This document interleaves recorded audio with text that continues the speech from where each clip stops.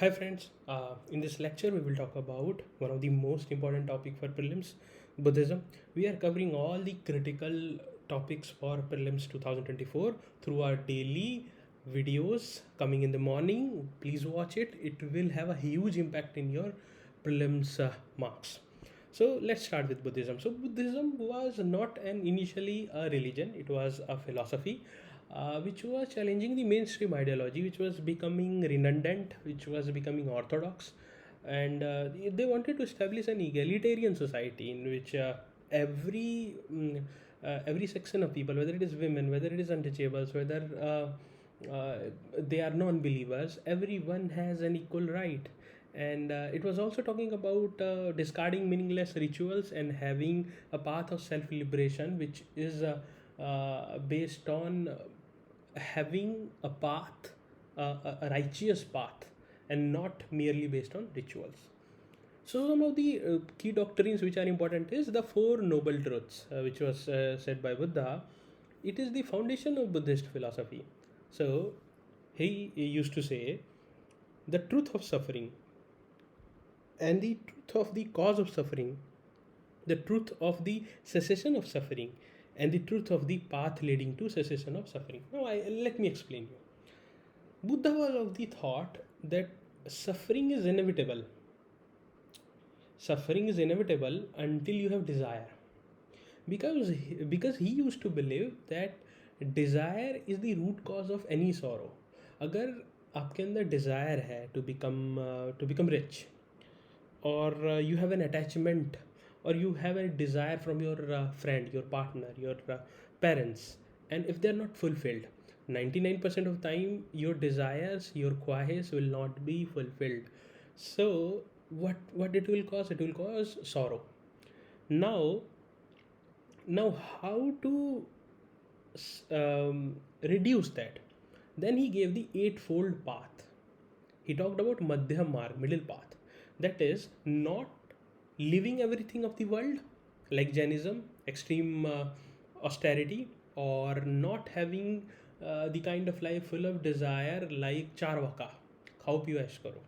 So in between is called as the madhyam marga of great Buddha, and he talked about eightfold path. Eightfold path is nothing but he talks about right understanding, right intention, right speech, right action, livelihood, effort, mindfulness, and concentration. And he used to say that every action has a consequence. Whatever you are doing, your karma will come back to you. Please, he used to say that please uh, have a check on your thoughts, because your thoughts become your action, and your action becomes a thing which will have consequences on you. So if you have a good thought, then your action will be good. So always keep a check on what you are thinking. Okay.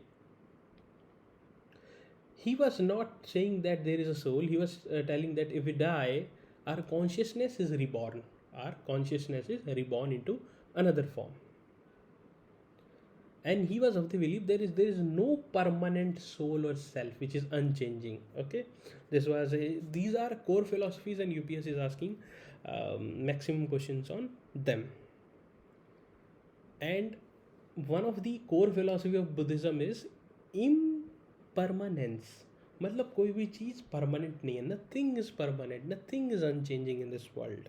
He talked about meditation or mindfulness, to train your mind to achieve clarity, focus, and develop compassion for the living beings, develop wisdom in yourself. All these were the core philosophy of Buddhism, which was given by Buddha. Later on, there will be so many changes, like any other doctrine. It will become a full-fledged religion. But initially, it was not a religion. It was a philosophy which was forward-looking. There are some important Buddhist site. I have posted this module in the channel as well. If you are not a paid student, just check art and culture. You will type in a search bar, you will find this PDF. Just go through these Buddhist sites.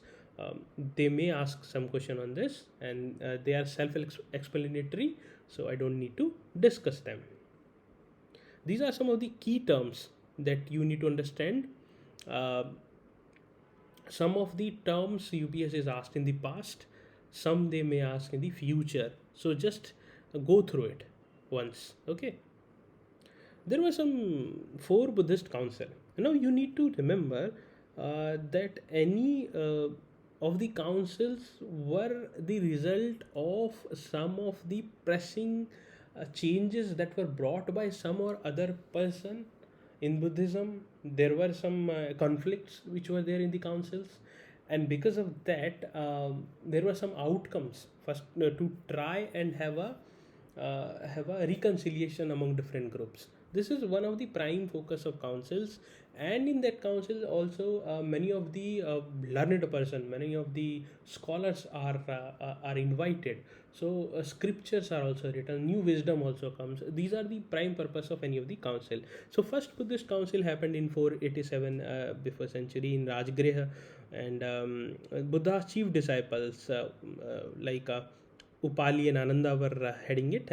Occasion was death of Buddha, and in this Vinaya Pitaka and Sutta Pitaka were formed. So what is Vinaya Pitaka? Vinaya Pitaka is about the monastic orders, the rules and the regulations that will have to be followed in a sangha. Okay, in a monastery and monastic order. Sutta Pitaka is Buddha's teaching.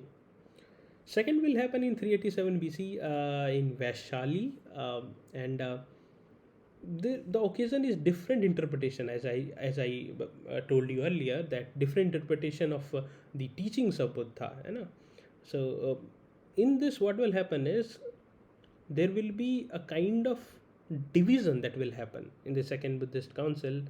uh, the persons who will strictly adhere to the age old traditions, they will become Hinayana, okay, or Sthirvadins, Hinayana.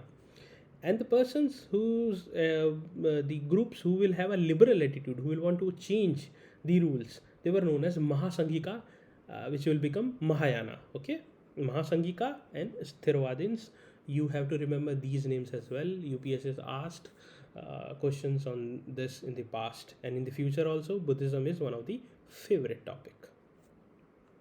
Third Buddhist council happened in Patliputra in 247 BC, and it was headed by Mogaliputra Tisa, the person who persuaded Asoka to become a Buddhist. Okay, so Mogaliputra Tisa was discussing about Abhidhamma Pitaka and the higher philosophies of Buddhism. So higher philosophies, higher doctrines, like in Hinduism there is Upanishad, it talks about higher philosophies. So Abhidhamma Pitaka was founded in this. Okay, and lots of missionaries were sent to spread Buddhism. The son of Ashoka, Mahindra went to southern India, and Sangamitra also. I'm not clear where they both went, but I'm pretty sure that one of them went to Ceylon, Sri Lanka. Her daughter name was Sangamitra, and his son name was Mahindra. So many missionaries were sent to spread Buddhism. Theravada school was founded in Sri Lanka by monk Mahindra, which I told you now. Okay, yeah. So Mahindra went to Ceylon, and Sangamitra also I think went to the Deccan region. The fourth and the last Buddhist council happened in Kashmir in a Kundalgram, and the king at that point of time was Kanishka. The council was presided by two of the greatest scholars of Buddhism, Vasumitra and Ashwaghosha. Ashwaghosha has written Buddha Charitra. So the purpose was to systemize the Sarvastivadin Abhidhamma test, and there was clear accidents of Mahayana over Hinayana. Mahayana became stronger and stronger, and Mahayana was more like a religion, and slowly that cleared a path for Buddhism to become a religion, full-fledged religion. There are scriptures of Buddhism, as I told you, Sutta, Vinaya, Abhidhamma. Sutta talks about the core teachings of Buddhism, and they are divided into 5 Nikayas or Agamas. Vinaya talks about rules governing the daily monastic orders of monks, And Abhidhamma Pitaka is talks about higher and advanced formulation, higher philosophies, है ना. So as I told you, these are the three core scriptures of Buddhism. Sutta Pitaka has 5 Nikaya. One is Digha Nikaya. It comprises of long discourses. Then Majjhima Nikaya, it talks about middle end discourses. Then Samyutta Nikaya, connected discourses. Anguttara Nikaya, numerical discourses. Khuddaka Nikaya, minor collection. You don't need to go deep into it. But when they talk about these Nikaya, you just have to remember that they are the part of Sutta Pitaka. This is the only information which you have to memorize. Okay. So Abhidhamma Pitaka also I have given some of the parts and what it talks about. You can just go through once. These are very deep things. They usually don't ask. They don't go too much into the text of Abhidhamma Pitaka and all. Okay. There are sects of Buddhism, sect Mahayana and Hinayana, which I have talked about. Theravada is called Hinayana, the lesser vehicles. The Mahayana is the larger vehicle. We will see the clear difference between Theravada and Mahayana in the later on, just in a couple of minutes. Vajrayana is a mix of Tantricism. So Tantricism will become part of the Buddhism, then it will become Vajrayana.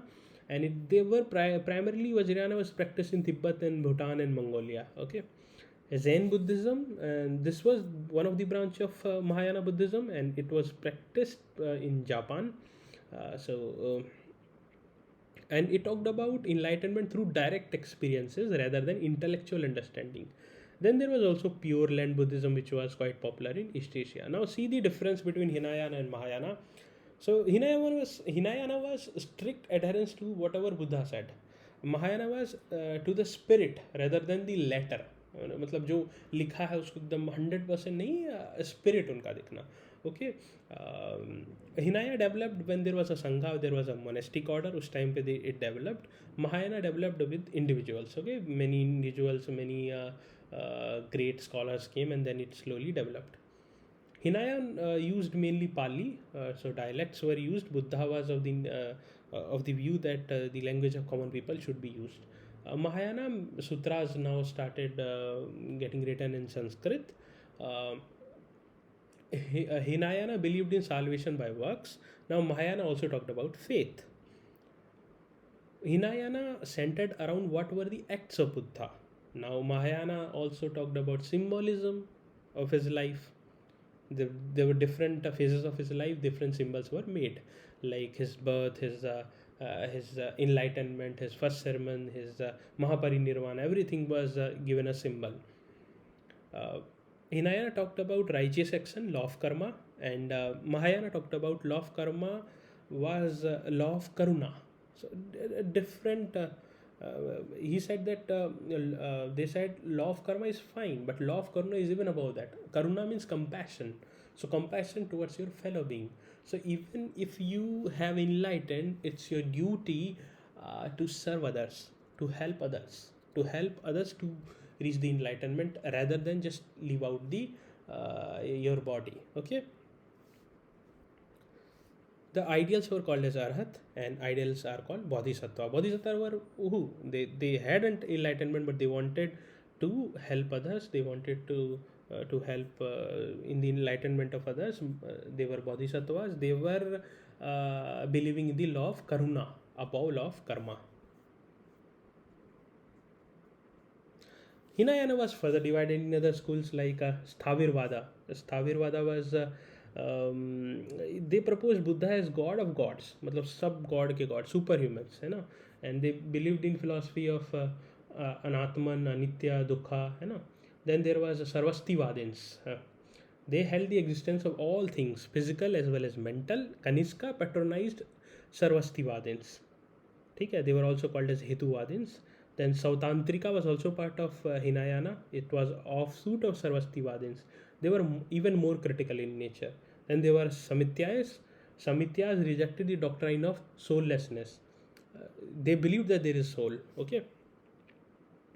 And Mahayana has two schools, Madhyamaka and Yogacharya. So Madhyamaka was mid of uncompromising realism of Hinayana, and idealism of Yogacharya called qualified realism. So see, Hinayana is believing in word to word philosophies. It is very strict. Mahayana is becoming more realist. In between of them is Madhyamika, as the name suggests. And Yogacharya is again, it believes in idealism. World was built by consciousness and had no more reality than a dream. Dream से ज़्यादा world कुछ नहीं है. Consciousness is the center. ठीक है, तो ये बहुत ज़्यादा idealism हो गया. Madhyamika is in between that. There further, I have given a diagram so that you can understand it and you will have a clarity. Okay. There are bodhisattvas which I had talked about, that they are enlightened and they delays entering the paradise, and who has committed themselves to helping others to do the same, as I had told you. So there are 8 prominent bodhisattvas. The first one is Avalokiteshwar, which denotes the compassion or karuna of Buddha. Okay, so the Avalokiteshvara denotes compassion. You have to remember it. The ideal of welfare, in which he postpones his own transformation into Buddha to help others. The second is Manjusri, which denotes the wisdom of Buddha. Okay, and the third one is Samantabhadra, which denotes symbolizes the Buddha's aspirations. So he's associated with practice and meditation. He made 10 vows to fulfill his journey of becoming a Buddha. Then there is Shriti he denotes Buddha's merit. He's popular as a Buddhist monk in mostly the eastern part of Asia, while the name literally means earth womb. Is revered as the guardian of children and patron deity of deceased children. He carries a staff उनके हाथ में होता है. ठीक है. Then there is Maitreya, Buddha's activity. He is also known as Ajita Bodhisattva. It is believed that he will arrive when people will forget the path of righteousness. He is considered as the successor of Gautam Buddha. In Buddhist tradition, he is revered as someone who will achieve complete enlightenment and will teach dharma to people. Is similar like Kalki in Sanatan civilization, Mahadis in Islam, and the similar thing is Maitreya, future Buddha. Question was also asked by UPSC on this. Then there is a Vajrapani, which denotes a Buddha's power. There are 3 protective deities around Buddha. Others are Manjushri and Avalokiteshvara. Okay, Manjushri wisdom, Avalokiteshvara compassion, and Vajrapani power. Okay. Then there is Sarvani Varna. Okay, Vishakhambhin. Buddha's qualities are denoted in this. Then there is Akash Garbha, Buddha's blessings. He's boundless as space. Akash means sky, boundless as space. He was the twin brother of Shriti Garbha. He manifests as blessings again. Okay. So this is the main things about Buddhism, which will surely help you to solve questions. One question is fixed from Buddhism. Thank you very much. Take care. Best wishes.